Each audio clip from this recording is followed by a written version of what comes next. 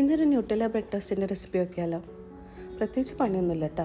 Nutella add ചെയ്തുകൊണ്ട് തന്നെ കുട്ടിപ്പട്ടാളങ്ങൾക്ക് ഭയങ്കര ഇഷ്ടം. നമ്മൾ സാധാ ഫ്രഞ്ച് ടോസ്റ്റൊക്കെ ഉണ്ടാക്കുന്ന പോലെ തന്നെ എഗ്ഗ്, മിൽക്ക്, കുറച്ച് വാനില എസൻസ്, സോൾട്ട്, പിന്നെ കുറച്ച് ഷുഗറും കൂടി ആഡ് ചെയ്ത് നന്നായിട്ടൊന്ന് ബീറ്റ് ചെയ്തെടുക്കുക. എന്നിട്ട് 2 സ്ലൈസ് ബ്രെഡ് എടുത്തിട്ട് അതിലൊരു സ്ലൈസിൻ്റെ മേലേക്ക് കുറച്ച് ന്യൂട്ടെല്ല ആഡ് ചെയ്ത് കൊടുക്കുക.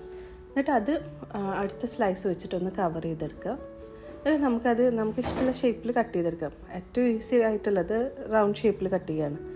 അതാകുമ്പോൾ നമുക്ക് എന്തെങ്കിലും ഗ്ലാസ് അങ്ങനെ എന്തെങ്കിലും യൂസ് ചെയ്തിട്ട് കട്ട് ചെയ്തെടുക്കാം. പക്ഷെ ഇവിടെ ഞാൻ യൂസ് ചെയ്ത ഗ്ലാസിൻ്റെ എഡ്ജ് കുറച്ച് കട്ടിയുള്ള കാരണം എളുപ്പമായിട്ട് എനിക്ക് കട്ട് ചെയ്യാൻ പറ്റുന്നുണ്ടായിരുന്നില്ല.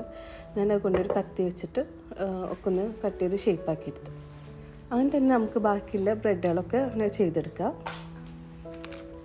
അപ്പോൾ ഇതങ്ങനെ കട്ട് ചെയ്ത് കഴിഞ്ഞാൽ കുറേ ബ്രെഡിൻ്റെ ബാക്കിയുള്ള പീസസൊക്കെ നമുക്കത് വേസ്റ്റ് ചെയ്യേണ്ട ആവശ്യമില്ല.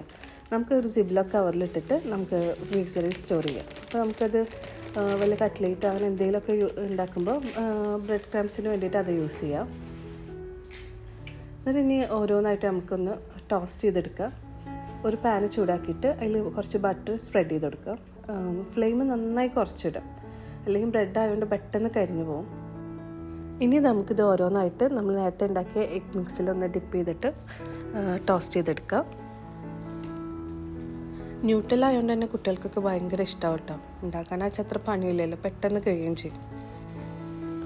2 സൈഡും ഒന്ന് ചെറുതായി കളർ മാറി വരുന്ന വരെ ഒന്ന് ടോസ്റ്റ് ചെയ്തെടുത്താൽ മതിയാവും.